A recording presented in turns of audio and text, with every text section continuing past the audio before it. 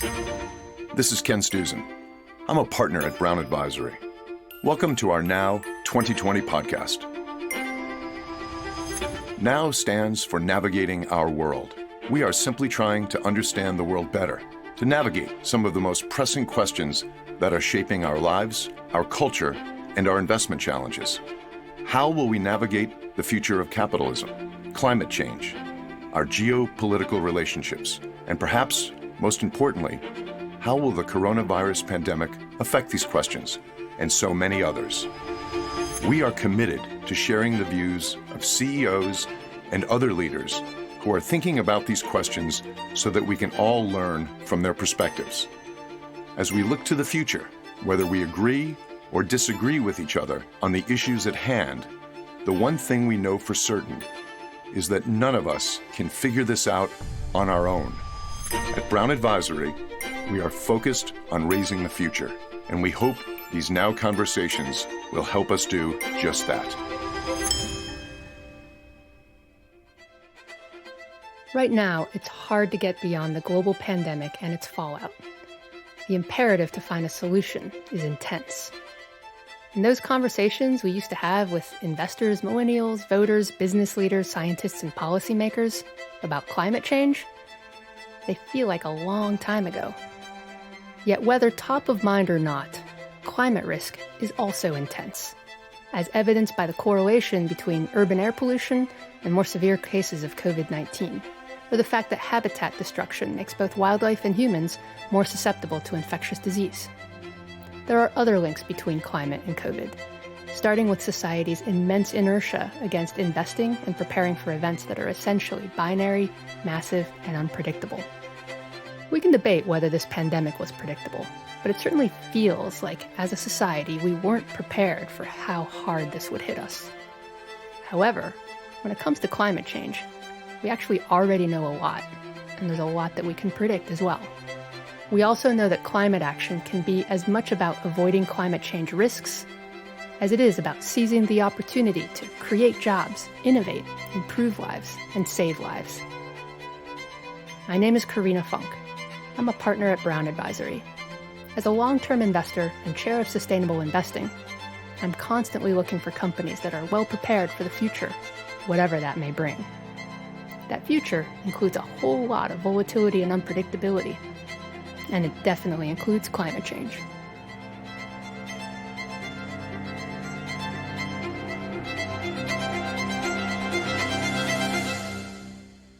It's a great honor to be joined by Doug Baker, Chairman and CEO of Ecolab.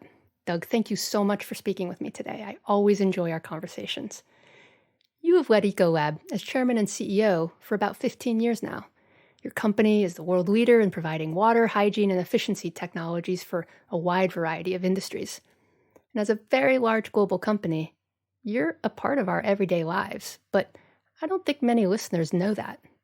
Ecolab operates in over 170 countries around the world, sales of almost $15 billion, and I'll add that the company has delivered very strong shareholder returns over the decades. Now, if we had recorded this podcast 6 months ago, our conversation would have been very different. Indeed, we did have that conversation last fall about climate change and leadership. And now there's even more to talk about than those two hefty subjects. But if we step back pre-pandemic, can you help us understand Ecolab's origins in 1923 as economics laboratory to the diversified global company you are today? Well, it's great to be here too, Karina. Thank you for the invitation. Ecolab's a classic story. It's single entrepreneur, started the business with a single product. He was a traveling salesman, not making enough money, and was looking to augment income. So he designed a product called Absorbit, and its function was supposed to help hotels clean their rugs in place, i.e. what they had to do was take them out of the room, send them to the cleaners, room would be out of function for multiple days, and bring them back. And he thought he could help the hotels by cleaning them in place. Great idea. Sort of the roots of what we'll talk about later were in that first product, at least the heart of the idea. The only problem was the product, of course, didn't work. So then he ends up finding a commercial dish machine solution So dish machines were taking over the kitchens because of labor and all the rest. And he came up with that, and that worked. So the roots of the company are single proprietor, builds the business, goes through the Depression, goes through World War II, right, through all the other things that have happened. And the company built. So it started as a hygiene company. It progressed into a food safety company as he expanded his, if you say, portfolio around hotel kitchens and restaurant kitchens. As this food safety, if you will, story expanded, we built that out, invented things like cleaning in place technology for food production facilities and the like. And then the last thing, in the last big pillar, was water. And if you're in the food and beverage, food safety business, it becomes quite apparent how important water is in terms of securing their supply, i.e., usually foodstuffs, and also producing food. And that water is becoming a bigger and bigger element of that whole chain and a more critical element. So we ended up starting a greenfield operation in water, did that for 7-8 years, and then had the opportunity to buy a much larger business in 2011, which we did. And really the whole genesis of that was we had all these great ideas and great things that we were executing on a really small basis, but didn't have the footprint and didn't have the technological know-how around the globe. And so buying Nalco really enabled us and gave us a platform to accelerate the expansion of those ideas, and honestly, a huge infusion of talent, IP, culture, all the things. It was a really positive, I'd say, thing for the company. So today, right, our promises are, right, hygienic spaces, clean water, safe food, and healthy environments. And we do it really through applying our food safety know-how, our antimicrobial know-how, our water technology know-how, and the like. So Doug, let's pause for a second and crystallize Ecolab's impact at millions of customer locations around the world and impact on us, me, my family, our listeners most likely. Can you give us a few examples of how Ecolab is literally part of our everyday lives today? We're a business-to-business company, so our brand isn't well known outside of the business community. But yeah, we're huge in food and beverage, food safety.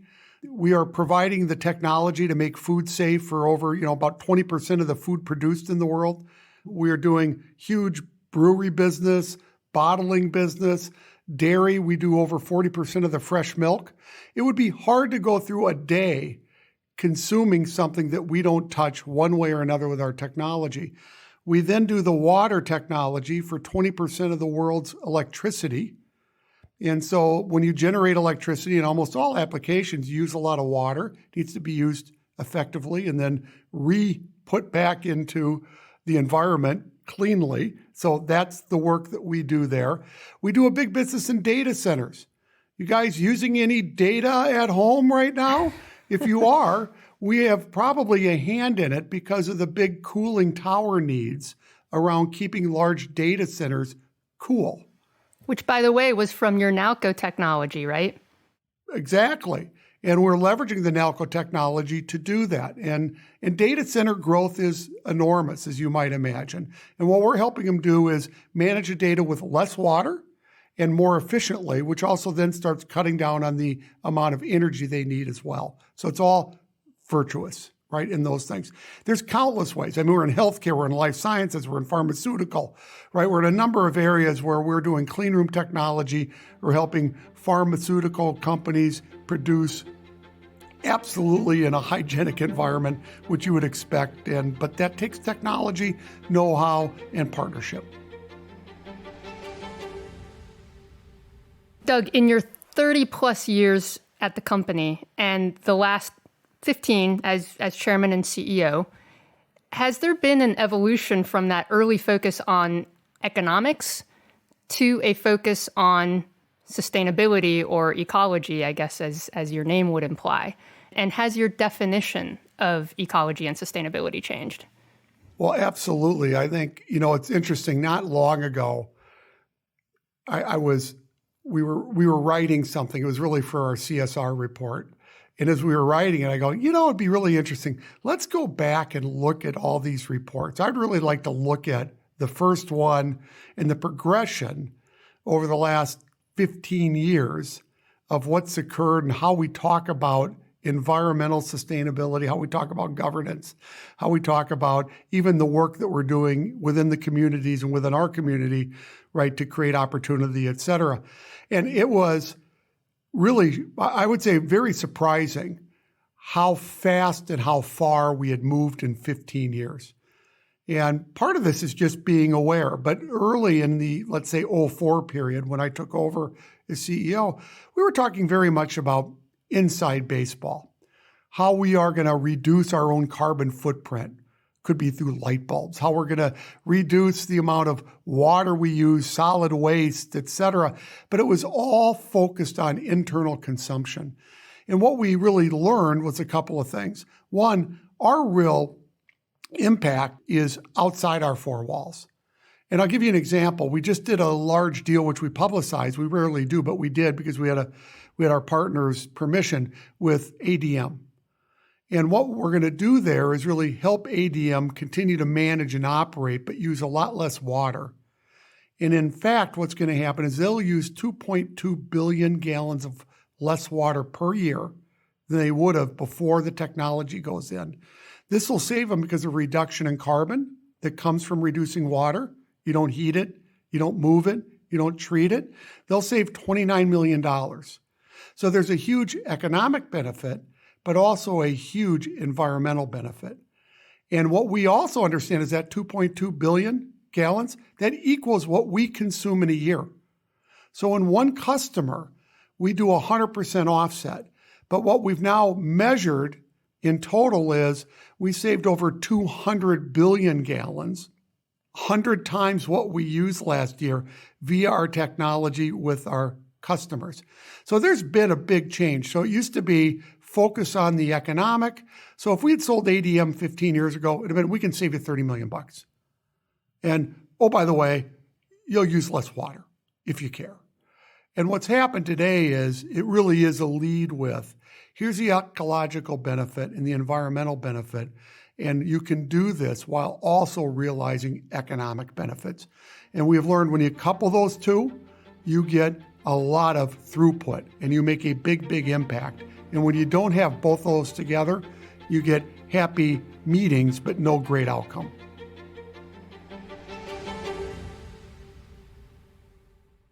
Doug, given what you've just mentioned about water technology and its links with energy, you're broadening the climate change discussion for, I think, a lot of us, where climate action is typically seen as decarbonizing power generation and transportation. But it's not just that. What's the connection among water, carbon, and climate change? Well, they're incredibly intertwined. And I heard a quote that I thought was great, which was, if climate change is a shark, water are its teeth, and it's the first thing we're going to feel. Meaning there's a lot of conversation around rising sea levels and its implications on coastal cities and communities, which is exactly the right conversation. But the conversation that doesn't get enough airtime, I believe, is that if you look at freshwater supply and freshwater demand are at absolute imbalance already, and it's going to get worse. It's projected by 2030 to be a 40 to 50% imbalance, i.e. more demand than supply. So what's happening? Population continues to grow. Middle class has been growing. As people enter the middle class, they shift diets, so they move to protein. If you feed people with protein, it takes more calories, if you will, because you have to feed the animals before the people eat the animals.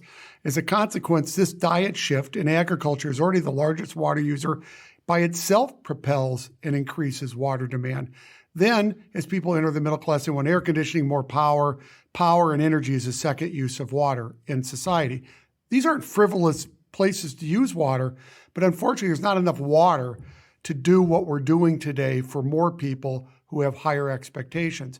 And if we don't get after this, this will be a crisis of unbelievable proportion. I would suggest it will make COVID look small.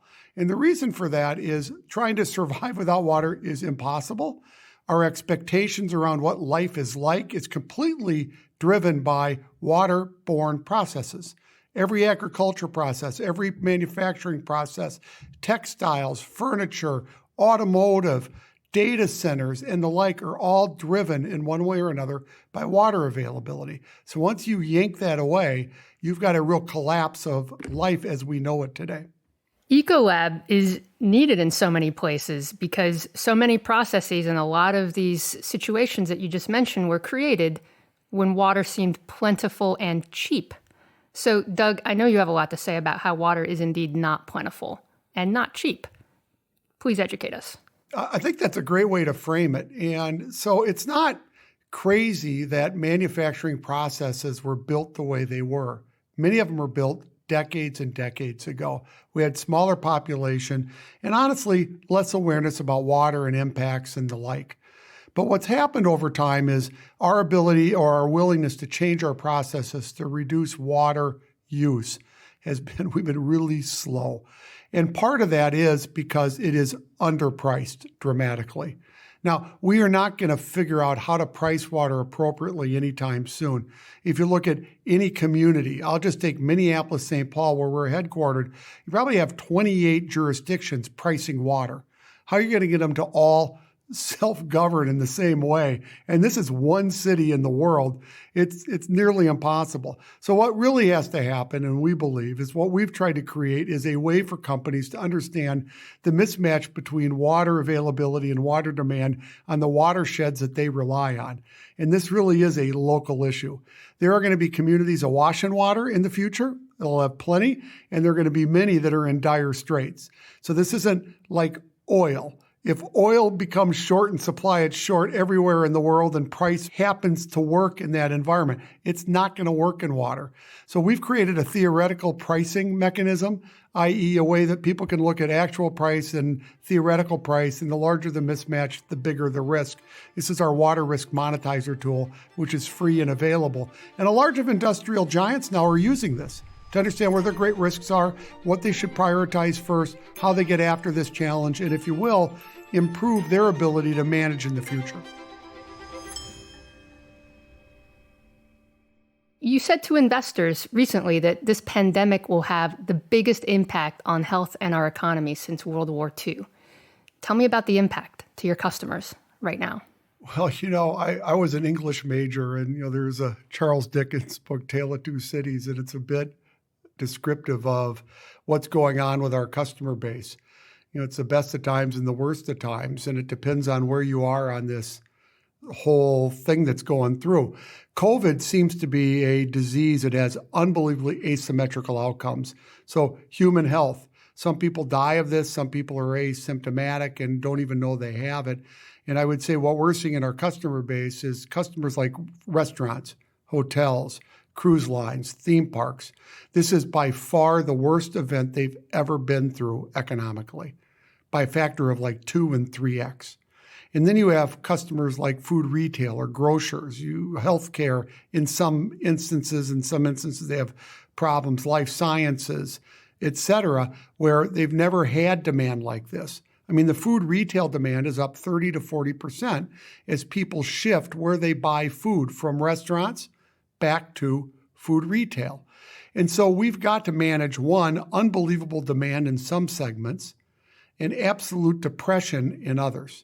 And so this has been a fascinating study of how you manage, if you will, bad debt in one case, and how do you 7 and 8x production in other instances. And so we are managing through this. I will say, if you are aware and open, you learn so much through stressful situations about your company, about your team, and I would say most importantly about yourself. Carrying on with your history analogy to World War II, you've also said it's rarely fun to live through history, but we want to look back and be proud of how we did. What are you most proud of in Ecolab's history in the making today? Well, it's a story that hasn't been fully written. I would say I'm incredibly proud of how the team has responded. And what they've done is really responded by helping customers. And the way we help society is through our customers. And so their focus has been I think, incredibly positive. And there's plenty to worry about personally. And every one of us has got some stress as a consequence of COVID. But their energy and action, and I would say the way I think that they're living through this historic moment is really by helping others, i.e. a larger purpose. I can't tell you what a source of pride that is in watching it. It's motivating for all of us, and it's motivating for me. So at the end of this, I think what we want to determine, we're going to make mistakes. We already have made mistakes. I don't know exactly what they are, but we'll figure it out. But what we want to do is keep the purpose in mind, keep driving and living through the work we do for others, and use that, I think, to enable us to get through this in a very positive way. So I try to keep people focused on COVID will go away. We're going to manage today to position ourselves for tomorrow. We'll make some hard choices today, but the reason we're doing it is for tomorrow. And it's like any of these. I think you've got to keep your eye on both goals. How do I manage in the crisis? But the way I manage in the crisis will absolutely dictate my future. So don't lose sight of that while you're getting through this. And I think the team's done an unbelievable job doing just that. It's great to not lose sight of the fact that we'll get on the other side of this current worldwide emergency. But it strikes me, Doug, that the current COVID crisis is perhaps the first time that many in our society recognize the stark reality that we're all in this together. It's incredible that no matter where you are on this planet, we are all focused on essentially the same thing, whether it's the health crisis or the economic crisis that has arisen from it. But climate change is an earlier manifestation of similar challenges. And Ecolab has already been working for decades on a related issue, which is water, with its interconnectedness to climate change and human health. Now, there are many estimates out there about how this pandemic will cost society tens of trillions of dollars. Climate change might make COVID look small. According to the UN, the required comprehensive multilateral responses to fight climate change may amount to at least 10% of global GDP. You touch on so many areas of the economy among your markets. Can you give us a sense of how this pandemic will impact our willingness to embrace sustainability? Well, the optimistic view, I agree, I think in a number of ways. You've seen in I'd say most instances, honestly, society pulling together, people trying to do the right thing. The exceptions to that rule get a lot of attention and probably have an outsized voice, but it's not really what I observe day in, day out throughout our community. And what I hear is going on in other communities through conversations that I have. With that said, I sort of excuse us to a bit around pandemics. Things that come every 100 years in unpredictable ways are never going to be things humans are great at preparing for. But climate change isn't that at all. So while I'm somewhat apologetic for society as a whole on the pandemic, I'm not apologetic at all on climate change because it's just like this steady march. I mean, equate it. I have a house that's on a little river in Minnesota. And let's say there's a big snow in the winter and the melt is going to cause the creek to rise or the river to rise and flood my house. It's going to happen over a series of weeks. And then my house catches fire. Okay, I'm going to stop sandbagging to put the house fire out. But once a house fire is out, what am I going to do? Just watch the floodwaters come and take it anyway? Which is a bit what we're doing here. It's predictable. We watch climate change march steadfast and forward.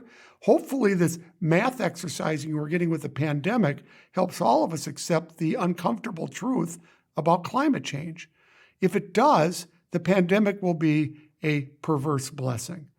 And if we really can use this lesson that math does matter, that science is real, that humans have to get in front of this thing, because the difference about the pandemic's temporary. Climate change, if you let it take effect, is not temporary. It's fairly perma-change.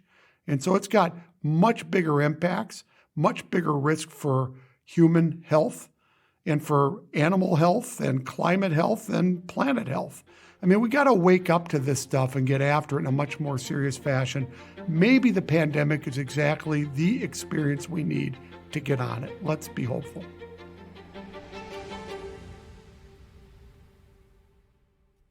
most of us understand the science, I think, pointing towards global warming and that businesses need to adapt. I'm going to play a hypothetical person here where science and numbers don't persuade me. And I think that's okay because you're neither a scientist nor an economist, I think, Doug, right? Yes, guilty of neither. So, all right. So I'm CEO of an industrial processing plant, and water stress is not at my doorstep. In my reality, it is plentiful and cheap. And neither science nor someone else's economic hypotheticals can get me to invest towards solving our looming sustainability challenges. So, how do you sell sustainability, Doug? What do you want to say to other leaders, CEOs, who aren't moving fast enough? You must see that, either in your customer base or around the world, which would be your targets. Well, we do see that. I mean, I would also say we see industries and large players who have awoken to the fact that water risk in particular and climate change broadly is a large risk and are taking steps to improve their resilience and ideally push risk off, to further out in the horizon. And so what we have work to do, because I agree with the premise of this, which is there's not enough energy here currently. We have not changed, if you will, the flywheel. It's moving the direction we don't want it to move in. We've got to shift this energy to be virtuous, not vicious. And that's going to take a collective effort. One company can't do it. One country can't do it. And so we've created a water coalition, which is really what I call the gathering of the willing. We're doing it under the UN CEO water mandate, which has existed but hasn't gotten enough attention. And what we're trying to do is help repurpose, revitalize, and bring new energy to a very important initiative. And we've gotten a lot of large players on board, players like Levi's, ABI, Microsoft, big food companies, Cargill's in, we're in. And I've got a long list of companies that are joining or have joined or are going to join, a little bit postponed, if you will, for a few months as a consequence of COVID. But everybody here is absolutely committed to get after this. And the reason we feel this is important is if the large players will take ownership of local watersheds that they rely on, they can get communities and the other businesses together to understand the risks that they're facing in actuality, not their perceived risk, but the water they're using is not surface water, it's typically groundwater. They don't have the foggiest idea how much is left in their reservoir. They will overestimate it almost every time. And get these coalitions and these local watershed groups together to start driving change watershed by watershed, focusing on those that are in the most severe risk category, which we have great visibility around. So we know where the problem is. I think we even know how to challenge and do this. All the technology exists. It's just a matter of making this a priority simultaneously for multiple companies at once. And so that's what we're working to do. So everybody's got to step up and do their part. So that's our part. We're trying to step up here, make this thing happen, and make a difference beyond what we can do individually as a company. How much of your strength and good positioning today is based on your business model and the products and services you provide, you think, versus how much is based on you and your team conscientiously being forward-thinking, putting strategies in place to be resilient against second and third derivative unforeseen risks? Look, we try very hard to think through possible outcomes. Now, of course, we didn't predict the pandemic. Come February, our jaws were as, wide open as everybody else's. Oh, really? Here we go. So, I don't want to give too much credence. I often say, and I guess I've observed, the difference between good companies and bad companies isn't that good companies don't have problems and bad companies do.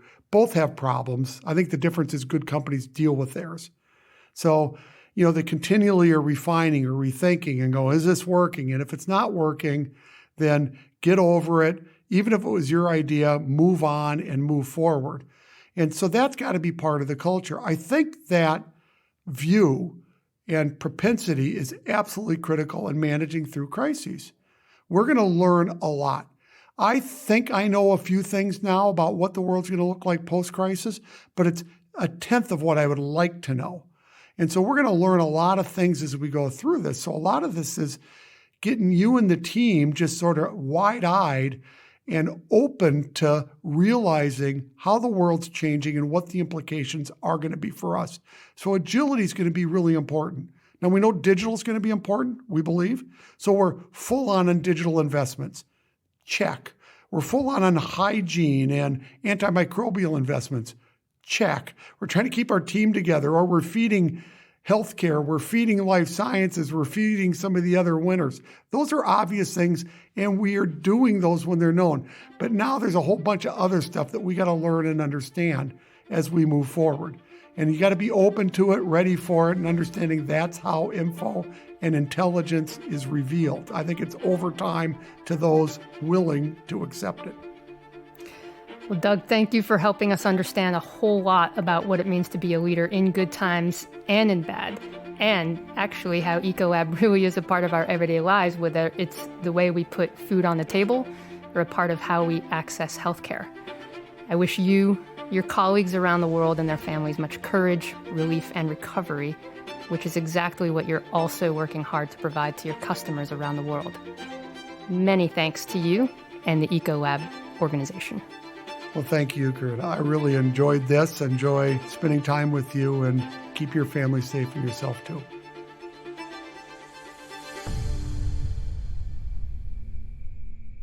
Hello again. This is Ken Stuzen.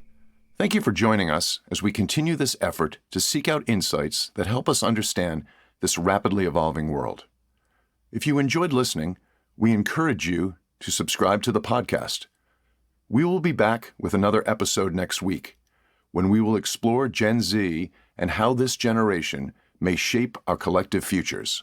Until then, be well and stay safe.